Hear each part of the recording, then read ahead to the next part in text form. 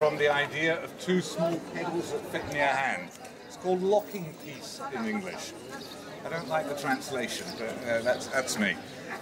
What you can see, just looking at this end, you've got the texture on the end here, and yet the rest smoothed by the sea. Pebbles that arrive on the beach, they can be very, very polished on one side and have been broken on the other. These two pieces, as he played in his hand, they lock together. And what you have here is you walk around it, you get different perspective, you get the light, you get the contours contrasting, and the fact that it's sort of split through the middle leaves you the use of piercing, to use a term, of the holes that allow you to look at the door of the cathedral through that hole. You've got something else. The choice of positioning here in this square, I actually quite like. I think they've done it really well. Considering that these are huge pieces that really you should be looking at from half a kilometre in a landscape. And yet here, with this marvellous frame, they do, I think they do really stand out very well.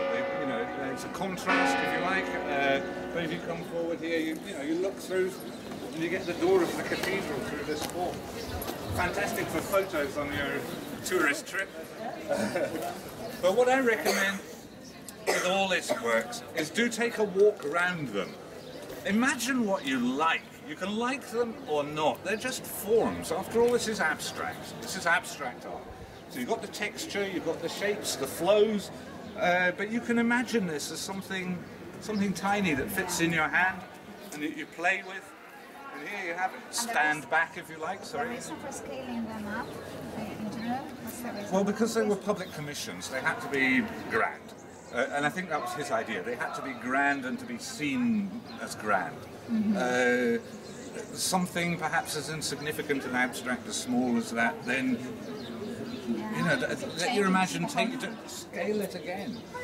Go down here and look at it against the cathedral and proportion and so walk around. I think how many are there here? 5, 6. We'll go down to the one wing where it shouldn't necessarily have it. How they restore them, I don't know. You can read what it says here because basically what I'm going to say. This reclining form was the piece that runs through the whole career of Moore. This particular piece was to emulate the landscape of where he was born. So it's broken in two pieces. As you move around, your eye can put it together into the shape of a reclining form. Again, you've got the arches, you've got this light and the textures of the piece. What more can I say about it? It's a rock, it's a cliff face. This could be at the beach, of any Cantabrian coast. So look at it as you like. I think personally one of the things I like about this piece is the texture of it.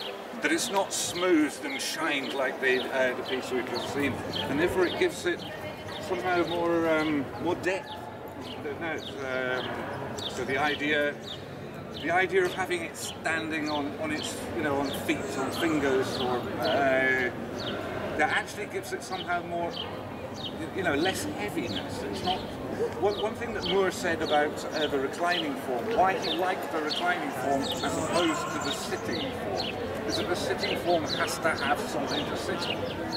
But the reclining forms, you don't need to put it on a base, or you can raise it off a base. You can give it different elevations, where the sitting form is very much a strict, it maintains its,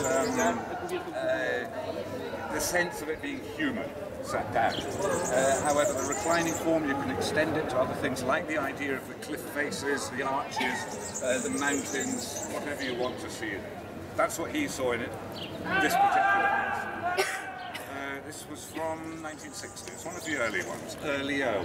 There's another one, reclining form, I think. Isn't there another reclining form here? I could imagine it in a field in Armunia, frankly. Just to contrast with what Armunia is. And again, as you see it in a distance, you see something that frames with those two perforations there. As you move around it, you get the different perspective. You get the edge where the points converge, where they separate as you move around it. This piece of any of them needs more space, of all of them, I think. But given the circumstances, I think they've done a very good job. Keep using that. Ah, right, yeah, let's take this from the shoulder somewhere. And again, as you move around it, a bone that's been lying out in the countryside there, it's a little bit worm-eaten, and he had transferred that onto the sculpture itself. The name of the sculpture is actually Knife Edge, because as you move around it, it's got that cutting edge to it. And yet, of course, we all look at it and we see a human form. Well, there you go. What you get when you look at a piece of bone.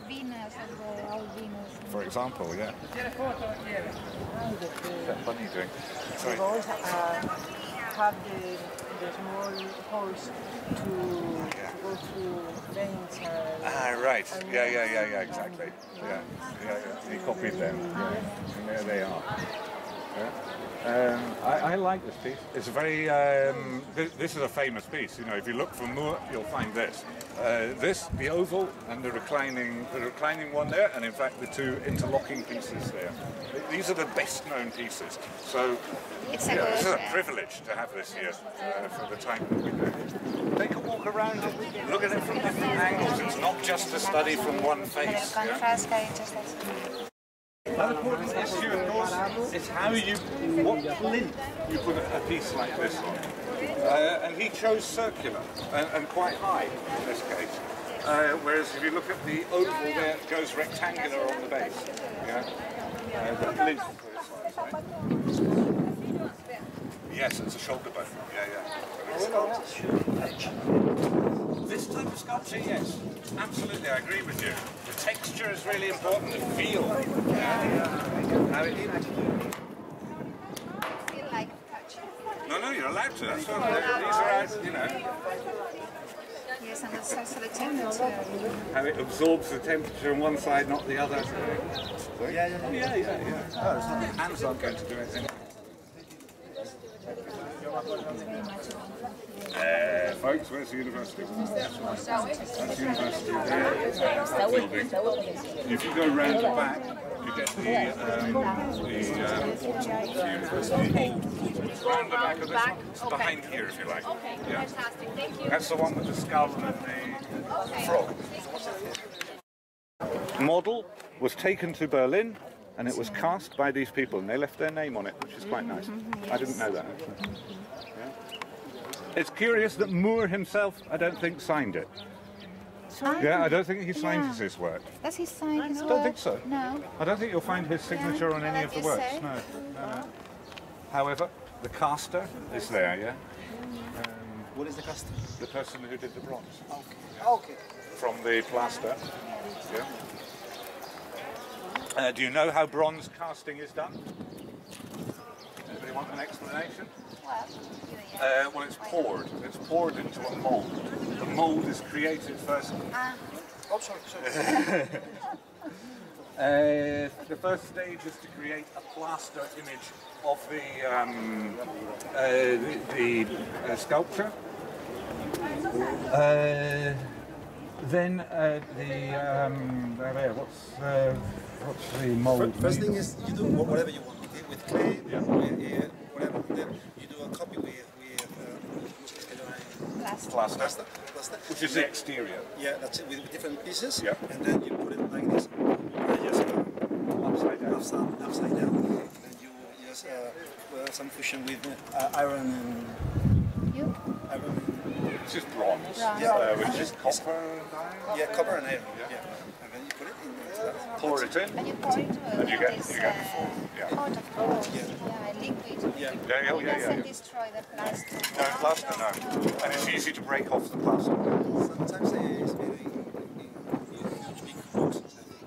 Yes, to hold it together. There's small ones, and they were in the sand. Ah, yeah, in the cross and sand. sand. Okay. Yeah. But it was just a school and were the little copies. I don't know whether deliberate and then they were left or not. There's another question. It could well have been the points that held. Well, yeah, I didn't want to say that. I think that was probably more intentional. It runs through Henry Moore's work. Hepworth as well took this on. Is the idea of mother and child, the idea of protection. Yeah, and this is a classic of that. From here you don't necessarily see it. It's unfortunate where it is, because looking from behind you really see it. This was called connected forms because there's actually two pieces. The interior, which is the idea of the child, and the exterior of the sheltering motherly arms. I recommend you go where those people are behind and you look at it from behind and you see that shelter and that protection that it offers to the piece which is in the middle. I don't know what you call it in English, actually patina, no? The difference in the patina on this one, on the oval there, that's obviously deliberate. He was very concerned about the finish on the pieces. And there are some of them on public display which are restored every year to the original idea of the artist. This is typical, the green oxidization of the copper there. You can see it also on the interlocking pieces. However, the finish on that one, on the oval piece, is quite different. That's probably been painted in a way to protect the colour that it had in the original, as it came out of the mould, that bronze colour. Whereas this is more weathered, let's say. You see most of them with some polish? Yeah. Yep, exactly. Yeah. And the idea, you know, colour and texture is a very important part of what you see. So that's why it's maintained in some of the works, to try and maintain it in the original form. The scale of the plinth, the support, was also proportional, and therefore the representation, part of the representation itself. The choice of plinth is important. I know you artistic people say more, because I'm no artist. How do you look at art in a different way? I don't know. No. Your way? Well, you draw, but these people drew, you know.